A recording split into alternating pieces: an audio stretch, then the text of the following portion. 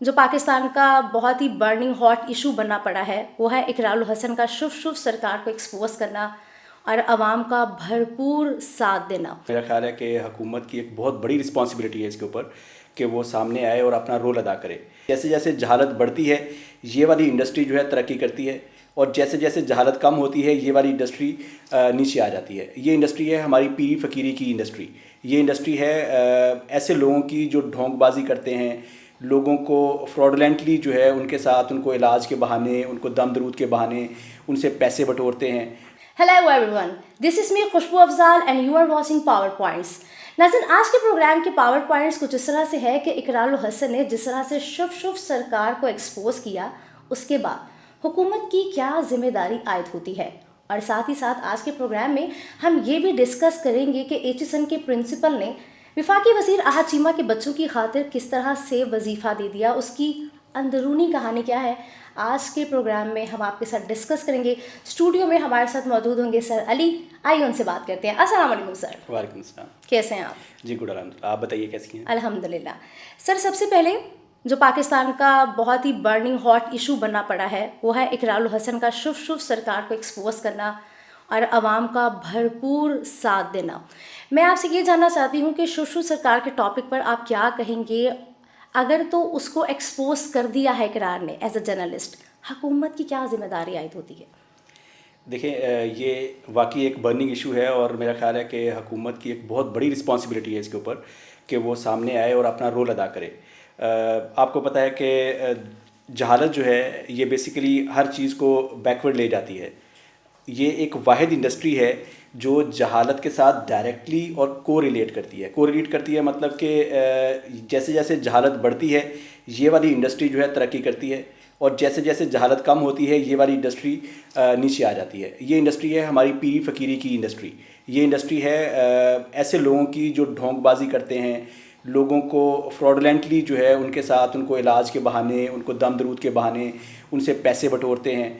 جیسے کہ آپ نے دیکھا ہوگا کہ اقرار الحسن نے اس کی ابھی پراپرٹیز جو ہیں وہ بھی ابھی اس نے شیئر کی تھی. کوئی 11 بلین کی جو ہے اس کی پراپرٹیز ہیں اس بندے کی جس کا آپ ذکر کر رہی ہیں. تو اور یہ ڈی سی ریٹ کے اوپر ہے. اگر ہم اس کو تھوڑا سا پروجیکٹ کریں according to the real market rate تو میرا خیال ہے کہ یہ کوئی 50 ارب کی پراپرٹیز ہوں گی اس شخص کی، اور اس نے یہ سارا پیسہ کہاں سے اکٹھا کیا ہے؟ فراڈ کر کے، اور یہ لوگوں سے فراڈ کر کے کیا ہے. اور لمحہ فکریہ یہ ہے کہ بہت سے لوگوں کی جانیں چلے گئی. میں ویڈیوز دیکھ رہی تھی، چھوٹے چھوٹے بچے پھول جتنے، ان کو کہتا تھا آپ نے ڈاکٹرس پہ نہیں لے کے جانا، صرف دم میں کروں گا، شف پھونک ماروں گا، ٹھیک ہو جائیں گے.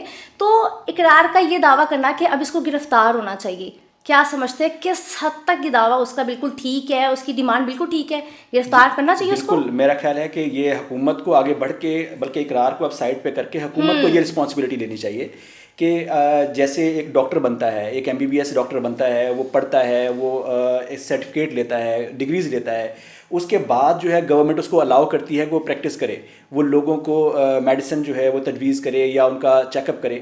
لیکن یہ ایک ایسی انڈسٹری ہے جہاں پہ کوئی ڈگری نہیں ہے، کوئی اس کا سرٹیفکیٹ نہیں ہے، کوئی اس کی ایکسپرٹیز نہیں ہے، لیکن وہ ایک بندہ ہے، وہ اپنی ڈھونگ بازی سے جو ہے اپنے آپ کو پروموٹ کر کے وہ اس لیول پہ لے آتا ہے کہ وہ لوگوں کا علاج کرنے لگتا ہے. لوگوں سے وہ بغیر کسی سند کے، بغیر کسی بھی اپروول کے وہ یہ سارے کام کر رہا ہوتا ہے، اور گورنمنٹ جو ہے وہ آنکھیں بند کر کے سوتی رہتی ہے. جہاں پر آپ نے گورنمنٹ کی بات کی، میں یہ چیز ایڈ کرنا چاہوں گی. 23 مارچ کو اقرار نے کہا کہ ہم جائیں گے اور اس کے آستانے پر، اسی کے آستانے پر جا کے ہم بند کروائیں گے اس کا آستانہ، لیکن وہیں پہ ہی حکومت کی جانب سے دفعہ 144 کا نافذ کر دینا اور یہ کہنا کہ اگر اقرار آئے گا تو ہم اقرار کو الٹا گرفتار کر لیں گے.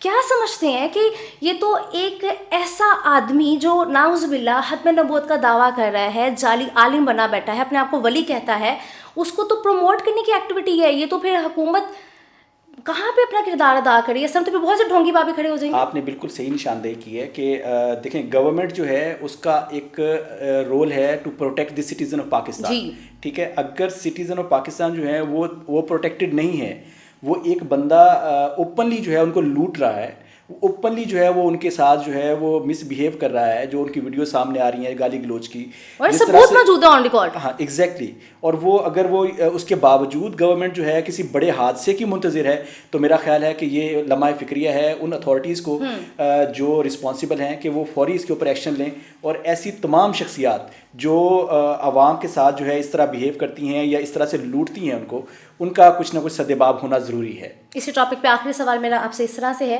کہ 23 کی بجائے پھر 24 مارچ کو اقرار گئے اور لوگوں کا ہجوم امنڈ آیا, اور انہوں نے کہا دیکھیں جی وہ تو اپنے آستانے سے بھاگ گیا, ہم تو اپنی جان ہتھیلی پر رکھ کر بلٹ پروف جیکٹ بھی نہیں ہم نے پہنی اور کس طرح سے ہم آئے ہیں. تو بڑا ہی شاندار اقدام ایز اے جرنلسٹ اقرار کی جانب سے کیا گیا. لیکن اب ان کا یہ کہنا ہے کہ یہ تو بھاگ گیا, اگر یہ سچا ہوتا تو یہ اپنے آستانے پہ تو رہتا نا.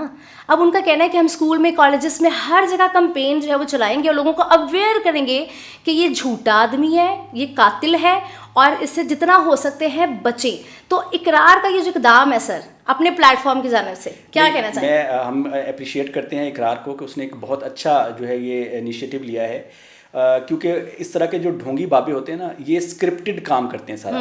جو بھی یہ کام کر رہے ہوتے ہیں, ایکٹیویٹیز کر رہے ہوتے ہیں, یا یہ شف کر رہے ہوں گے, تو یہ سارا کچھ اسکرپٹڈ ہوتا ہے, یہ آلریڈی پلان ہوتا ہے. اس کے سارے جو اسکرپٹ رائٹرز ہوتے ہیں یا اس کے جو وہ کیا کہتے ہیں کارندے ہوتے ہیں, وہ سارے اس کو مینیج کر رہے ہوتے ہیں.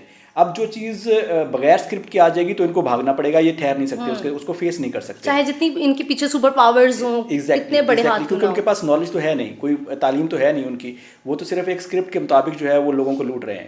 تو وہ جو ہے اس وجہ سے وہ بھاگ جاتے ہیں ہمیشہ. صرف ویوز کی گیم کے لیے آگے نہیں آنا چاہیے, اپنے اسلام کی سربلندی کے لیے اور حق سچ کا ساتھ دینے کے لیے میرے خیال سے ہر پاکستانی کو جو ہے اس مہم میں ایز اے جرنلسٹ اقرار کا ساتھ جو ہے وہ دینا چاہیے. ٹھیک ہے سر, آج کا سیکنڈ پاور پوائنٹ ہمارا کچھ اس طرح سے ہے کہ میں کچھ اختیارات کے ناجائز استعمال پر آپ سے بات کرنا چاہوں گی. ایچیسن بہت ایک اچھا نامور پاکستان کا کالج ہے, اس کے پرنسپل نے ریزائن دے دیا ہے وفاقی وزیر احد چیمہ کے بچوں کی جانب سے. یہ جو اندر کی سٹوری تھی آپ بہت بخوبی اس کو جانتے ہیں, تو میں جاننا چاہوں گی کہ ہمارے لوگوں کو آگاہ کریں کہ کیا واقعی ہی جائز ڈیسیژن لینا آج کل کے معاشرے میں اتنا مشکل ہو گیا ہے کہ آپ وہ لے نہیں پاتے ہیں, اور سیکنڈلی آپ کو پھر ریزائن دینا پڑتا ہے. اچھا, اس میں یہ جو آپ نے ابھی ایشو جو چھیڑا ہے, یہ بیسیکلی سمجھ لیں کہ پاکستان کی ایلیٹ کا مفادات کا کیس ہے. اور یہ ہماری تاریخ ہے کہ جب بھی کوئی بھی پاکستان کی ایلیٹ کے مفادات کے اگینسٹ میں یا اس سے ٹکرایا ہے, تو یا تو اس کو ہٹا دیا گیا ہے, یا پھر اس کو اتنا زیادہ ٹائٹ کر دیا گیا ہے, مجبور کر دیا گیا ہے کہ وہ خود بخود سائڈ پہ ہو جائے. لیکن ہم جو پروفیسر ہیں تھامس صاحب جو ہیں, جو آسٹریلیا کے بیسیکلی جو ہے وہ بلانگ کرتے ہیں, وہ یہاں پہ آئے ہوئے ہیں. انہوں نے ایچیسن کو اپ لفٹ کیا ہے. جو بھی ان کے آپ ریکارڈ دیکھیں گے ایچیسن کے, یا ایچیسن کے جو ایکس اسٹوڈنٹس ہیں ان سے آپ بات کریں گے جو 90s میں یا 2000 میں وہاں پہ پڑھے ہوئے ہیں, تو وہ آج کہتے ہیں کہ ہاں ایچیسن کو اس نے بہت اپ لفٹ کیا ہے, اس نے اس کو بہت گرو کروایا ہے اکیڈمیکلی بھی, اور وہاں کے extra curricular activities over all جو ہے اس نے ایک انسٹیٹیوٹ کو بہت اوپر اپ لفٹ کیا ہے. اور اس کے اندر آپ دیکھیں کہ ہم اس کو خراج تحسین اس لیے پیش کرتے ہیں کہ وہ استاد ہے اور اس نے ایک لمبی جنگ لڑی ہے. یہ جو اس کا ریزینیشن ہے یہ, اور استاد کو ہم خراج تحسین اس لیے بھی پیش کر رہے ہیں کہ انہوں نے ایک لمبی جنگ لڑی ہے. یہ جو سلسلہ ہے, یہ ریزینیشن کا جو پریشر ہے ان کے اوپر, یہ جون 2022 سے ہے. تب میرے خیال میں فرسٹ ٹائم جو ہیں مسز احد جو ہیں انہوں نے ایک لیٹر لکھا تھا ان کو, اور کہا تھا کہ میرے بچے جو ہیں ان کو آپ لیو پر بھیج دیجئے کیونکہ ہمارا ٹرانسفر جو ہے وہ اسلام آباد ہو گیا ہے. اور یہ جو مسز احد ہیں یہ خود بھی ایک بیوروکریٹ ہیں. تو اس کے اوپر یہاں تک تو وہ قابل قبول تھی بات, لیکن ان کی فرمائشیں آگے بڑھتی گئیں. ان کی فرمائش ہو گئی کہ ان کی آپ سیٹ بھی ریزرو رکھیے, اور ٹائم کا بھی کوئی باؤنڈ نہیں ہے کہ پتہ نہیں کب تک وہ وہاں پہ رہیں گی اور کب پھر واپس آئیں گے اور کب دوبارہ سے وہ اس سیٹ کے اوپر جو ہے ان کے بچے پڑھیں گے.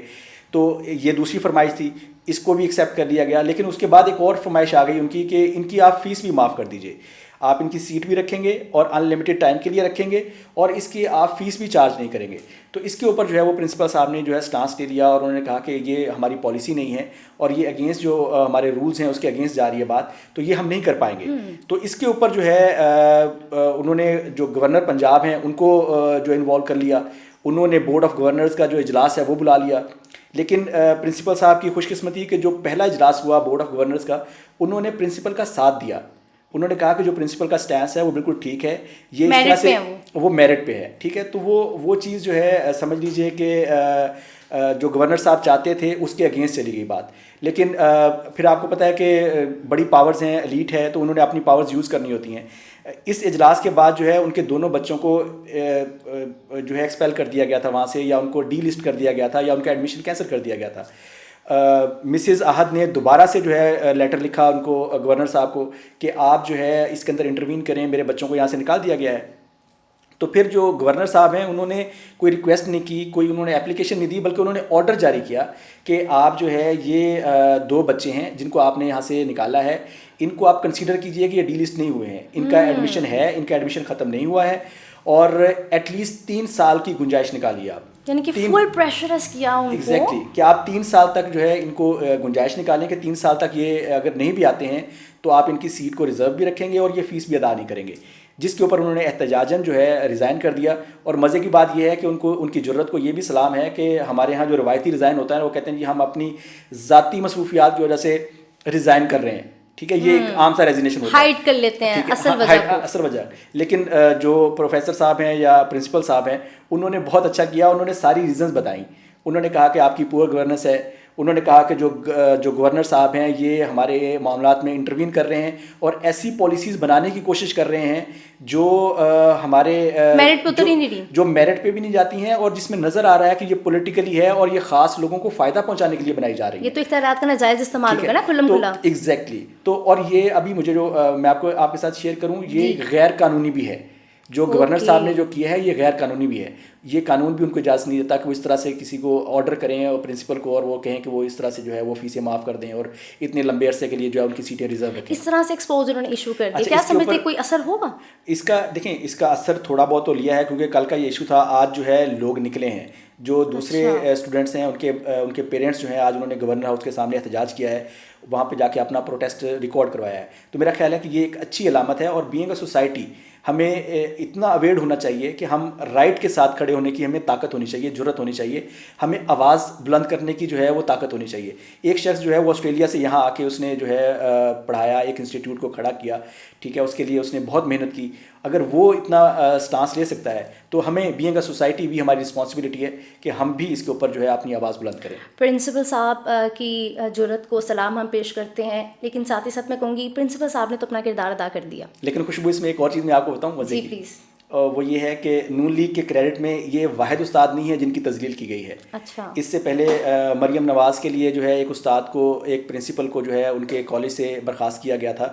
میں آپ کو بتاؤں کہ 80s میں جب مریم نواز صاحبہ جو ہیں وہ کنیڈ کالج میں ایڈمیشن لینے کے لیے گئی تھیں تو وہ ان کا میرٹ پہ نام نہیں تھا, وہ بہت نیچے تھے, ان کی جو پرسنٹیج تھی, ایوریجز تھیں, وہ بہت نیچے تھیں. تو اس کے اوپر پرنسپل نے ان کو ایڈمیشن نہیں دیا تھا. اس وقت کے سی ایم میاں محمد نواز شریف صاحب نے اس وقت کی پرنسپل کو فارغ کر دیا تھا, اور وہاں پر بھی لوگوں نے احتجاج کیا تھا اور ان کو دوبارہ سے ریسٹور کرنا پڑا تھا. سر, جس معاشرے میں استاد کا احترام نہیں ہوگا, ادب نہیں ہوگا, اس معاشرے کا مستقبل پھر کیا ہے, ٹھیک ہے. اور یہ میں کہنا چاہوں گی کہ پرنسپل صاحب نے تو اپنا کردار ادا کر دیا, لیکن لمحہ فکریہ پاکستان کے لیے یہ ہے کہ ہم ایسے پرنسپلس جو کہ میرٹ پہ کام کر رہے ہیں, رولز کو وہ امپلیمنٹ بھی کرواتے ہیں, ہم تو اس طرح کے پڑھے لکھے ہیروں سے پھر ہاتھ دھو بیٹھیں گے. ایگزیکٹلی ایسا ہی ہے. جن معاشروں میں استاد کی قدر نہیں ہوتی نا, دیکھیں ہمارے اسلام میں تو ہمیں بتایا گیا کہ استاد آپ کے والد کی جگہ پہ ہے, روحانی باپ ہے, ٹھیک ہے. تو آپ کے والد کی جگہ پہ اتنا بڑا درجہ دیا گیا اس کو. اگر ہم اپنے معاشرے میں استاد کی قدر نہیں کریں گے تو پھر ہمارے معاشرے میں جو اس وقت صورت حال ہے یہ پھر ٹھیک ہے, پھر یہ اسی طرح سے ہی چلے گا, اسی طرح سے یہ چیزیں ہوں گی. ہمیں اپنے استاد کو عزت کی نگاہ سے دیکھنا پڑے گا, اس کا درجہ دینا پڑے گا, اور یہ ہماری ڈیوٹی ہے, اور یہ ریلیجیس ڈیوٹی ہے ہماری. بالکل. اور جو استاد کی قدر کرتے ہیں, عزت کرتے ہیں, وہی مقام جو ہے وہ حاصل کر لیتے ہیں.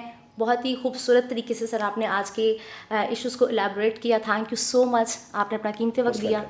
ناظرین, یہ تھے آج کے پاور پوائنٹس جو کہ ہم نے آپ کے ساتھ ڈسکس کیا. آج کے پروگرام کے حوالے سے آپ کا کیا فیڈ بیک ہے دینا مت بھولیے گا. ملتے ہیں نیکسٹ پروگرام میں نیکسٹ پاور پوائنٹس کے ساتھ. اپنی میزبان خوشبو کو دیجیے اجازت. خدا حافظ.